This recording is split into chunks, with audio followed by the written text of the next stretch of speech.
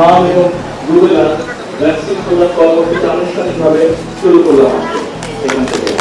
সারা দেশে আপনারা জানেন যে হঠাৎ করে আমের প্রকোপে বেশ কিছু দুঃখজনকভাবে বেশ কিছু ছোট শিশু সন্তান মারা গিয়েছে।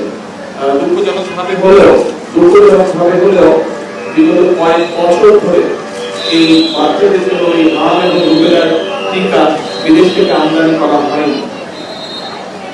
যাদের দায়িত্ব ছিল এই কাজটি করা, তারা এই কাজটিকে সঠিকভাবে সম্পন্ন করেনি তাদের দায়িত্ব। তার ফলে দুঃখজনকভাবে অনেকগুলো শিশু প্রাণ ঝরে গিয়েছে। এটি একটি অত্যন্ত গুরুতর অপরাধ। যে অপরাধটি সংঘটিত হয়েছে গত কয়েক বছর ধরে যারা দায়িত্বে ছিলেন। আমরা দায়িত্বভার গ্রহণের পর থেকে যখন এই অসুখটির প্রকোপ শুরু হয়েছে, দ্রুততার সাথে অত্যন্ত দ্রুততার সাথে বর্তমান সরকার ওষুধগুলো সংগ্রহ করেছে। আমাদেরকে এই ব্যাপারে ইউনিসেফ সহযোগিতা করেছে। ইউনিসেফের মাধ্যমে আমরা এই টিকাগুলো সংগ্রহ করেছি এবং আজকে আনুষ্ঠানিকভাবে আমরা এই টিকাদান কর্মসূচি সারা দেশে শিশুদের মধ্যে আমরা শুরু করেছি। এরই ভিতরে উদ্যোগ নেওয়ার পরে মৃত্যুর হার অনেক কমে এসেছে, অসুস্থ হওয়া শিশুর সংখ্যা অনেক কমে এসেছে।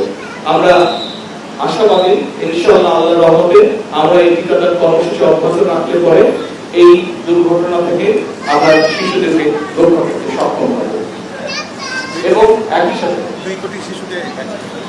একই সাথে এই পরিকল্পনার মধ্যে যে অনুষ্ঠানটি আজকে শুরু হলো, আমরা 2 কোটি সারা দেশে 2 কোটি শিশুকে হাম এবং রুবেলা ভ্যাকসিনেশন আমরা প্রদান করব।